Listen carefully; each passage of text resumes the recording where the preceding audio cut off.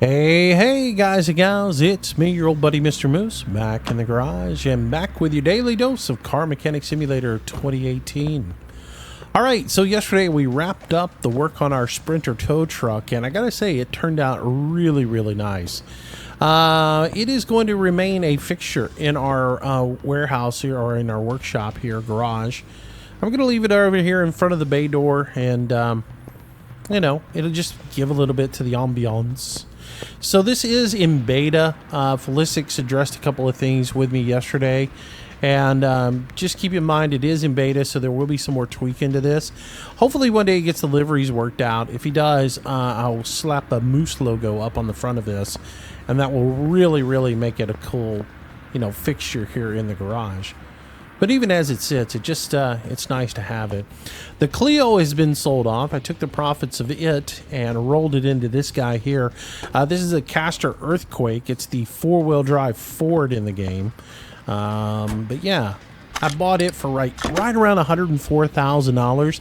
I went into the auction house because I was reading where people were really complaining about how bad the AI is running the prices up on everything. And sure enough, man, the AI, the tweaks they've done to it, the AI just pushes you right to the wall on every vehicle you buy. There really isn't much value in them anymore. Like this particular car, $107,000, and I paid $104,000 for it. So, I mean, yeah, there's a little bit of profit in there, but that ain't much. I mean, after I do the body work and everything, it'll be certainly worth a lot more. But it's nice when you can at least go in there and find a little bit of profit in there. And 3,000 isn't what I'm talking about. You know, you should be able to go in there and find stuff for, I don't know, 4 or 5, you know, well, almost 10, $5,000, $10,000 would be nice to go in there and find it with. And yeah, the idea of going in there and flipping cars where you find ones that you just have to do a little bit of cosmetics to, that's over, because I think they've killed that, which is a shame. I'd like to be able to go in there and, let's say, for instance, on this truck, if I go in there 5 times and I bid on this truck, and by that I mean 5 similar trucks, all within the same quality range, same particular mileage range, same overall value, and you can see the value on them when you're bidding on them if you've gotten the high enough and you have that perk enabled, right? So if I see the truck and I see it's around $105,000 and I bid on 5 separate occasions on one, I should be able on one of those occasions to be an informed buyer and be smart and go, okay, well, when it gets up to 100,000, I'm out, you know, and be able to sit there and make it a little more interesting on you as a bidder, because what I don't see right now, I don't see any competitive bidding in there at all, and I don't see any chance at all in there to where it pretty much is you just click the bid button now until you own the car. Where I want to be able to go in there and go, okay, well, this time the car's out of my range, I don't want it. But the next time I bid on it, I want to be in there and go and say, in a 1 in 5 shot or a 1 in 10 shot, the AI gives up around $90,000, and holy cow, you've scored the fine. But it doesn't seem like any of that is in the game. So I don't know. I wish there was a little bit more RNG in it, because I spent a good 3 hours going in there and bidding on this particular truck time and time again to see if there was any variance in how I got run up by the AI. And they always pushed me right up to the value of the car, and I would get right up to about where it was the value of the car, and I would stop every time. And then I finally just gave in and pushed it to see just how far they would push me, and never did I get a chance to get that truck for under $100,000, where a few weeks ago I was able to, but now they've tweaked it so much I just can't. So I wish they would readjust that, because there's got to be some fluctuation in the bidding. It can't always push you to the wall. There's got to be that chance for you to get a steal in there every once in a while. Whereas if you don't bid on the car at all, like if you just hands off and you start the bid and let it run, the AI will stop bidding and the AI will get the truck at like $85,000. But the minute you bid, it's like this magic algorithm kicks in and goes, run him to the wall. and run him up within a percentage of whatever the value of the car is. And someone was speculating that the actual calculation was the starting value of the car times the number of the stars equals what you're going to pay for the car. And I find that not to really be true, because this particular truck was a 3-star. It started out the bidding at $43,000. Well, if I would pay 3 times that, I would have been paying $120,000. And I was looking at that theory going, there's no way I'm paying $120 for that. You know, my cutoff was like $100,000, and after I did it like 10 times and couldn't get one for $110,000 or for $100,000, I finally gave up and bought this one at $104,000. And I don't know. Like I said, I just think there needs to be more flexibility in it. I'm curious to see what you guys think. Feel free to comment down below. Anyways, today's project is going to be this bad boy. We're going into the Dodge DLC finally. And we're going to start with the Challenger RT. And it is one bad mamma jamma. So this particular car I got at a barn find during a live stream one night. And I've just had it sitting upstairs or over in the parking garage. And if memory serves me correct, I'm right side up in it. My head's over the water. I think I paid somewhere between $26,000, $27,000 for it. I might have paid right at $28,000 for it. I just know that I wasn't upside down in it. Because I remember being really surprised when I got it back here and to find that I actually had some value in the car when I brought it home from the barn find. So 300,000 kilometers on it. And somebody yesterday corrected me on, well, it actually has so many miles in it. Yes, I know. The reason I stopped myself the other day and said kilometers is so I don't get beat up by people going, you said it was 300,000 miles and it's actually 300,000 kilometers. There, you don't know what you're doing, you moron. Yeah, because apparently I literally know nothing about automobiles. I just, literally know nothing about automobiles. So when I look at this car and tell you that it's got a V8 overhead valve SP or 6P in it, I have no idea what a 6P means, but I'm going to tell you it means it's got a 6-pack carburetor on it. Yes! Oh my gosh, that's like the holy grail of cars, having a 6-pack on top of it. I mean, yeah, I like a little 8-pack, but a 6-pack, sexy. 3 trip carbs. I like that. I love it. So anyways, yeah, 390 in it. Oh, this is going to be a lot of fun to build out. So anyways, let's get to it. If you like today's video, make sure you smack that like button and leave a comment down below. Share the video with your friends. Of course, as always, if you enjoy the content, consider hitting that subscribe button. And I try to do new videos each and every day for you guys. Literally. I just cracks me up when somebody says, this guy literally knows nothing about automobiles. Really? Because then I wouldn't even know that this is a drive shaft if I literally didn't know anything. I don't think you understand how to use the word literally. And then there's the other guy that says, you need to stop pronouncing the H in vehicle. Well, let me just respond to that one by saying, hell no. If you don't like the way I pronounce things, you don't like the way I say things, well, watch the video. Turn it off. I'm not going to change who I am because you don't like it. Seriously. I'm sorry, let me go to pronunciation school. Anyways, let's get all this junk off this motor. Oh yeah, we got to take the exhaust pipes off this too. For some reason, you got to have... Which one is it? Is it that one or is it that one? It's that one. The front exhaust section has to come off. Yeah, once that's off, then we can pull it. Alright, so down goes the car. And then out comes the motor. And we'll put that over here. There we go. Let's rotate it up. Come on.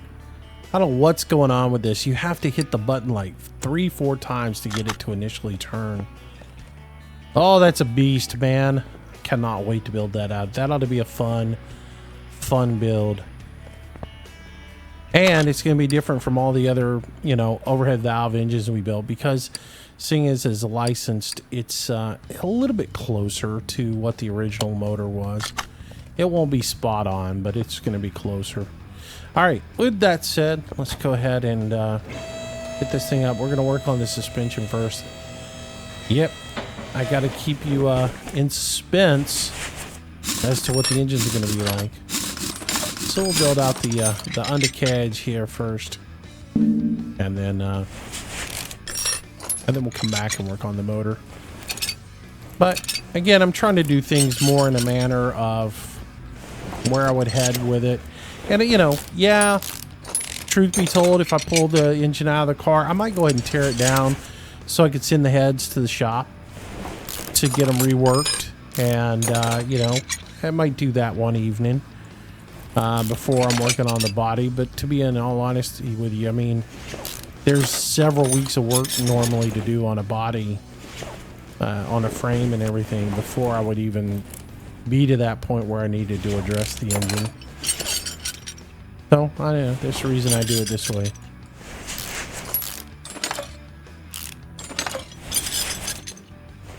Alright, so that is off, and across the way we go. Take off this rim. So we are have an update. We're on 1.3.7, came out yesterday. And in addition to just addressing some minor fixes in the game, a couple little glitches, a couple little bugs, 35 new liveries were added into the game. And those are across a variety of different cars. It'll be interesting to see which ones are there. What else was added in? There was some fixes to the workbench as far as how parts are displayed in the preview window, as well as, now I read this and it said fixed the parts repair bug, cost for parts repair bug. So I don't know if that means you're going to actually get charged for repairing parts now.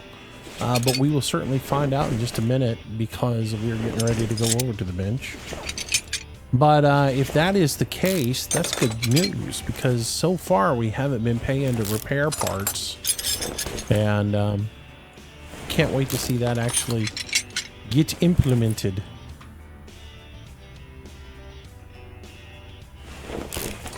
I don't know that that's actually considered a bug when it hasn't worked the entire time. I think it's we finally got it working. All right, so yeah, I think what they were talking about with the preview is all the parts will now properly center in this window over here, so that's good. All right, so we're at 1.5 million, $90,339. So let's start doing some repairing. Oh yeah, we're paying for repairs now. Sweet. So now you have to calculate that into everything you do as well. Well, I like that. That's good news. Glad to see that finally working. Boy, they're almost getting this game to where it should have been when it was released. That'll make a lot of people happy. Sort by name. So we're going to need a bottom suspension arm for this thing. Double wishbone suspension on this. Bottom suspension arm. We're going to need one brake caliper cylinder, a couple of vented discs. We're going to need some brake pads. I don't really need to worry about the drivetrain stuff. The knuckle covers are good. A knuckle C we need. We need sway bar B. The hubs are good.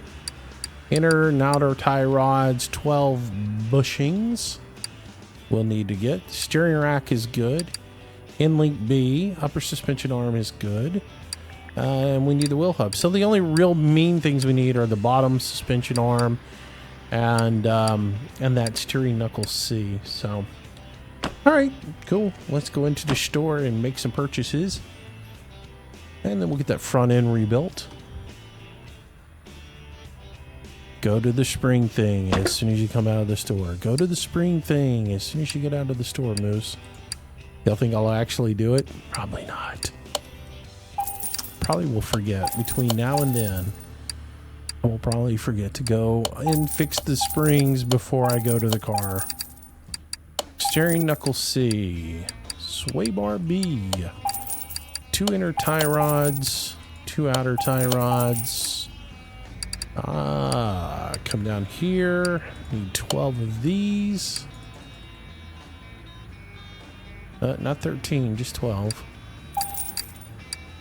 There we go. 2 of these. 2 of these. And then under brake stuff, we need 1 of those, 2 of these, 2 of those. All right, go to the suspension thing. Go, go, go, go. Oh, yes. Oh, I want to thank the Academy and everybody for this great moment in, you know, car mechanic history when Moose actually remembered to go over here and put his springs together at the spring puller before he actually went to the car. You guys witnessed it. It only took me like 24 episodes to do this finally. Wow, impressive. All right, let's put it in here. So we start with the cross member. Pop that into place. Put our bushings in. I'm not going to lie to you. The entire time I was in this shop, I kept saying to myself, go do the springs, go do the springs, go do the springs. It's just right there in the back of my head the whole time. And I'm like, go do the springs. Don't you forget to do the springs. Don't forget to do the springs. If I had forgotten it, I would have felt like such a dweeb. All right, front steering knuckle goes on. Then we put the bottom suspension arm on. Do that. Let's go ahead and tighten that up. There we go. And you guys got to witness it firsthand. And for those of you who are just watching videos for the first time and are wondering, what is he talking about? Every time I've built a car, I forgot to go put these stupid spring assemblies together. I usually get to this point and go, oh, I gotta go do the springs. Urgh. So I have to drop out of the build mode and walk back there and do the springs and wait, smoke a cigarette, drink a cup of coffee while they get squeezed together. And it seems like it just takes forever for those to get done.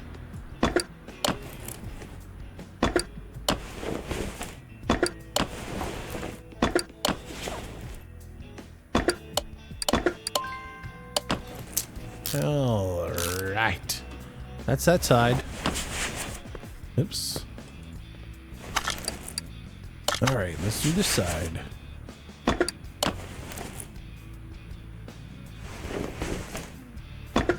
There we go. Come on. Come on. There we go. All right. So what else is happening? We've talked about the tuning DLC that comes out October the 5th. We talked about the Jeep DLC that's coming out soon. Gosh, not a whole lot really else going on. That's really about it.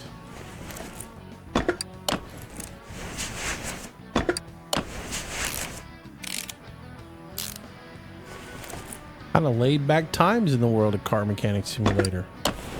The tuning thing's gonna be fun when that comes out.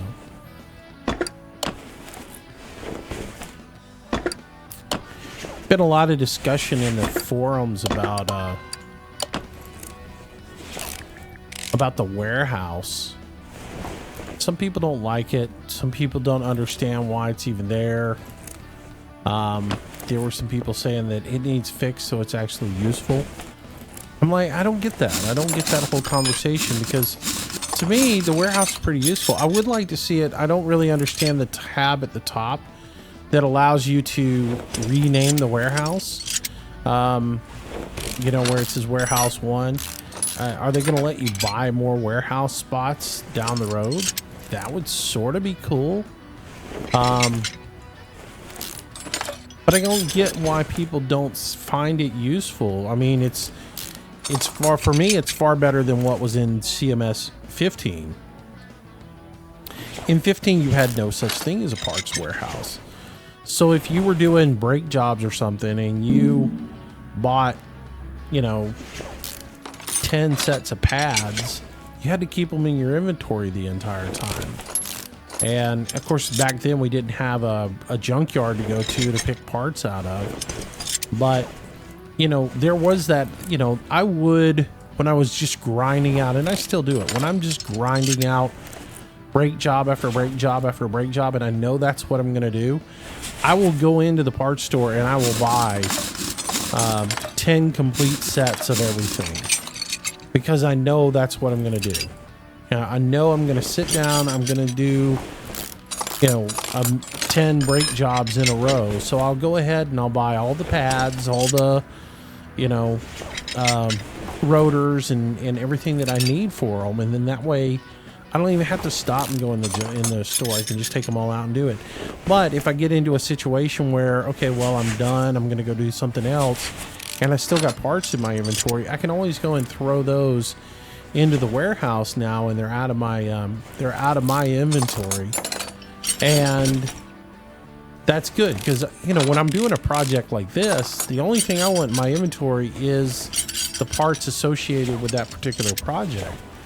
I don't want to have a hodgepodge of stuff. And a lot of people are saying, well, I don't understand why we even have a warehouse when I keep every single part in my inventory. I don't want to keep every single part in my inventory.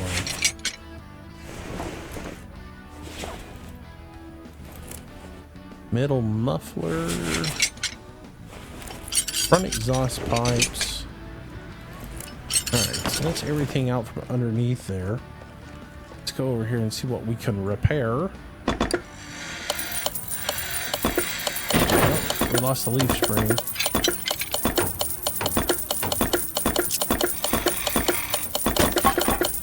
And then, of course, there is always the argument, I don't understand why you put so much stuff into your inventory. It's not like you can carry 50 tons of equipment around your garage all the time. I don't really look at this. I joke around a lot when I go over here and pull the engine off. I will joke around in the video and say, okay, well, I'm going to pull the engine off, put it in my back pocket.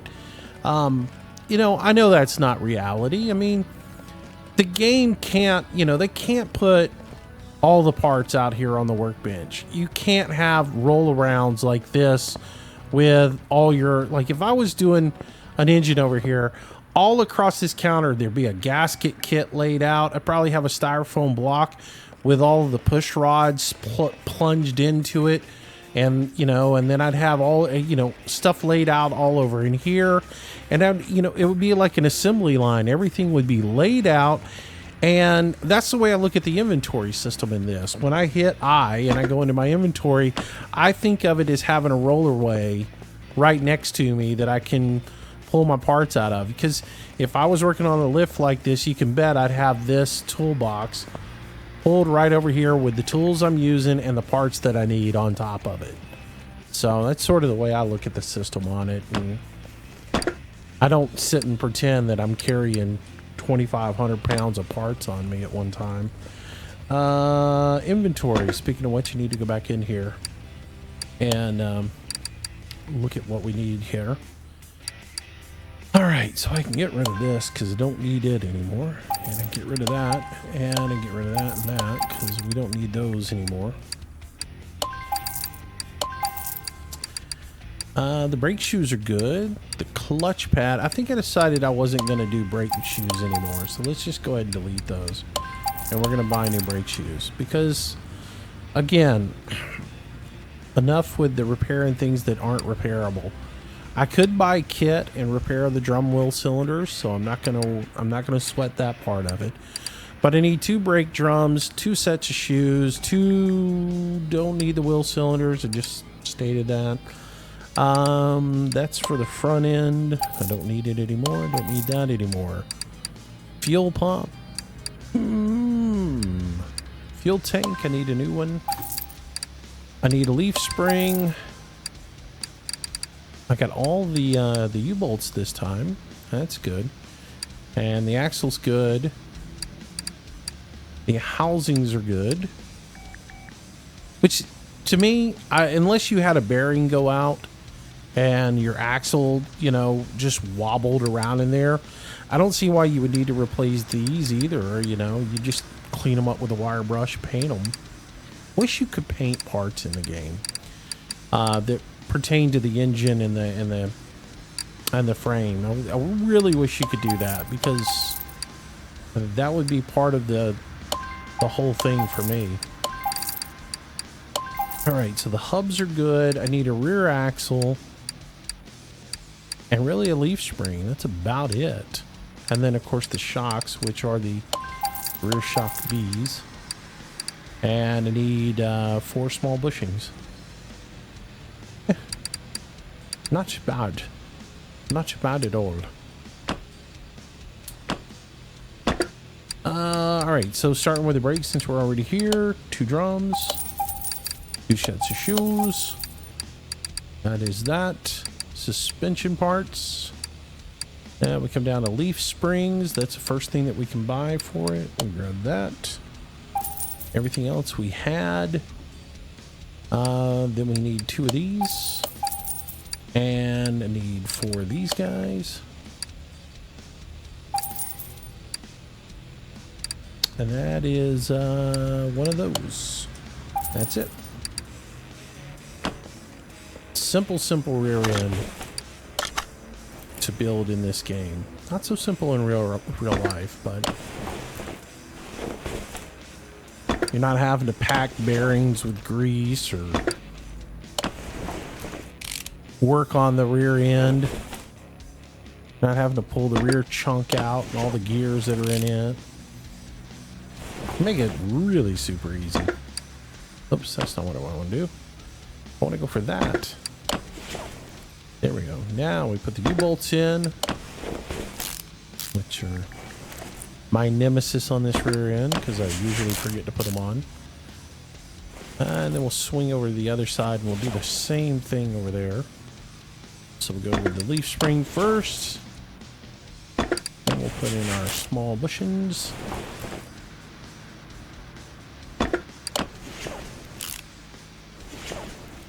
And then we'll get the plate.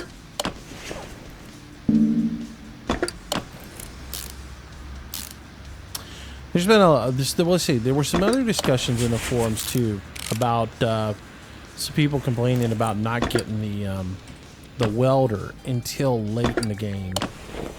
And I gotta tell you that the one thing I wish they would address for the next version of this game is readdress paint and body and do a better job with it.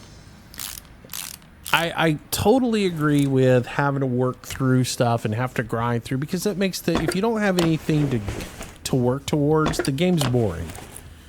I will say this: if you had the ability to restore cars all the way out right in the beginning of this game, from the word go, after about 2 weeks, you'd never play it again. You'd probably lose interest pretty quick in it, and you'd be done with it. But by having something that you have to work towards, some sort of objective that you have to work towards, it makes it interesting. It makes it challenging, and that's, you know, what you're playing it for. So, and then when you get to that point, you've memorized all the different parts in it. Maybe you want to go into pro mode or something, and it might make the game a little bit more challenging, even more for you. Let's see. Let's get the fuel tank and the fuel filter real quick. And put those in while we're back here. But I wish they would readdress the whole paint and body thing. I think in the beginning of the game, when you start doing barn finds and you start working on things, it would be really cool that if they had it built in to where, okay, I built the engine, I got the engine built up, and I got the car running good and looking good. I want to sell it so that I can make money to help me further advance myself in the game. But in order to do that, I need to go out and get it painted and get the body work done it, so I can farm that out to somebody. So, you know, you ought to be able to come over here to the door, right? You come over here, hit the door, and there ought to be like Uncle Joe's paint and body shop over here. And you go to it and you contract him to do the body work and paint it for you. And he charges you X amount of money. And then over here in your toolbox, instead of some of these silly perks that are in here, you could have a whole string of perks associated with the body shop that would lower the cost that it costs you to take a car over to the body shop and get it, you know, done. And then finally, when you got to level 30 and you open the 3-bay garage and you got the welder, then you wouldn't have to go to them anymore, and you would save that much more money. And then you would also be able to add your you know, spray booth in, and that would save you that much more money. I just think that would be a nicer way to go at the game, and then also you wouldn't be stuck there with a car that you couldn't do anything as body shop with, because I don't know how it is in Europe, but and certainly I've lived in a few large towns in my life, so I don't see that many mechanics who have a body shop on site. They're out there, I know that, but there's not that many that do it. There's not that many. Most of them are either a collision center and they specialize in body work and paint. That's it. That's what they do. And then you have your mechanics who, that's what they do. They specialize in fixing the engines and fixing the car and making them run good. So typically what you will see in your average city in America is you'll see paint body shop or an automotive shop. And the dealers will do just about everything. You know, your dealerships do both. They'll work on the car as well as paint, but typically that's really the only people you see that do both of them, with the exception of a few high-end places that can do both. But I mean, like, one of the nation's most well-known automotive guys is right down the street from me. He is over in Pensacola, and Bobby Likas is over there, and they don't even do, all they do is automotive. They don't do paint and body. You know, they farm all their paint and body work out. Rim Retro 1 is what we need, and we need a 15. So let's go to the store and buy that. And then we'll get our tires. So it'd be cool that in the beginning, for me, not classic, retro 1. Rim Retro 1. It doesn't even look like it, but I guess that's it. All right, Retro 1, size 15. So we'll buy that. Make sure I bought the right rim. I did. Okay, because the other day I didn't. Race tire B, 225 60s. All right, so we'll do that real quick. 225 60s in a race tire B. And a size 15.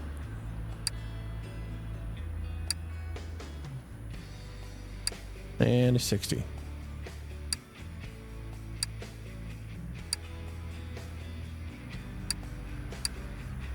Yeah, I can't even in my lifetime think of one place I've ever run into that had everything under one roof. You know, because most of your mechanic guys, they're not big. I mean, now, granted, if they're doing stuff on their own, because I'll probably get this complaint. Granted, if I were doing my own thing, right? If I had bought this car and I, you know, I was doing my own thing, I might shoot it myself, depending on what kind of restoration I was going for. I might shoot it myself.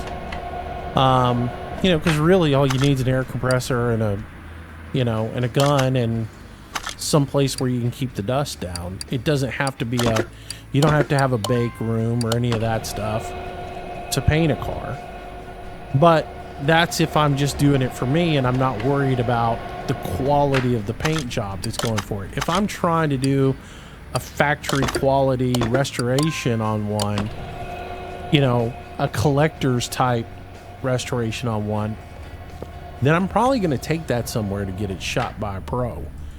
But if I'm just doing it for myself, you know, in my shop, I mean, even if I didn't have a paint booth with all the venting and everything else like that, I mean, I could hang some tarps from the ceiling in here and shoot it in there.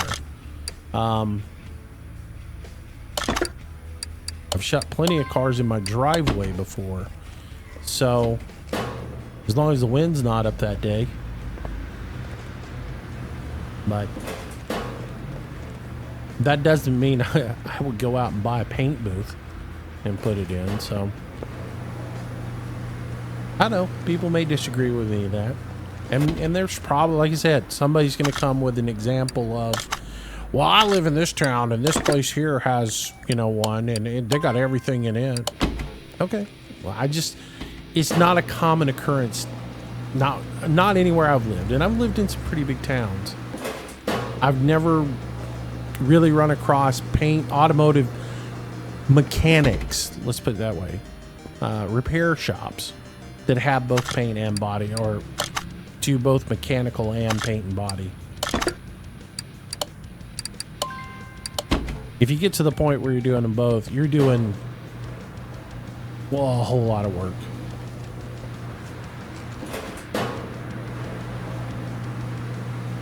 Or that's what you do, is you specialize in full restorations. And so and again, you got to make sure you're comparing an apple and an orange too. If you're a guy and you work in Boyd Covington's shop, then yeah, you got paint and body and everything in one place, because you're not really an auto repair place, this starts you out as a mechanic running a repair shop, you know. It's a little different if what you do is go out and buy cars, fix them up, and resell them, or you know, make custom hot rods. All right, did I say Covington? Coddington? Now I'm going to question what I said.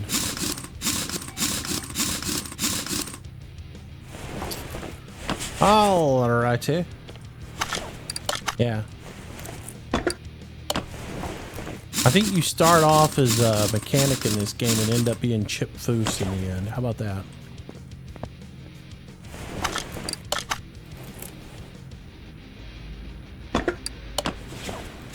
So yeah, I think if they address that, I think that would be cool, and I think people wouldn't be so up in arms about not being able to do this and that at a certain, what level you get this and what level you get that. Because the problem is right now is everybody's so gung-ho when they get this game. All they really want to do is restore cars. But if there's not a grind to it, it's not going to be any sort of challenge. I gotta put this back up. I think I put the fuel tank in, but I didn't put the I don't think I put the fuel pump in it. So there's a fuel pump in it. How did I end up with 2 fuel pumps? I swear I got 2 fuel pumps now. I do. I don't know. All right. Well, that gets our suspension done. Let's go ahead and pull the brake servo out. I saw another comment where somebody's laughing about that one. I guess maybe that's what it's called in Europe, but it's 2 separate parts in a Chilton's book, right? In a repair manual, it's going to call the front part of it the master cylinder, and it's going to call the back part of it a booster. All right, so that repaired up. The radiator repaired up. That's good. And let's go charge the battery up real quick, and then we'll put all those back in, and we'll be to the point where it's time to work on the motor, which we will do in our next episode. Because if I tried to do the motor now and, you know, we'd end up with an hour and a half long video. And as I've said before, I want to go through all the steps with you. I really want to acquire the vehicle, get to the point where I acquire the vehicle and do all the work in the videos. So yeah, this piece right here, it's got the silver piece of this would be your master cylinder, and this piece would be the booster assembly. But and then that goes to the firewall, and this piece right here hooks onto your brake pedal. For those who don't know it.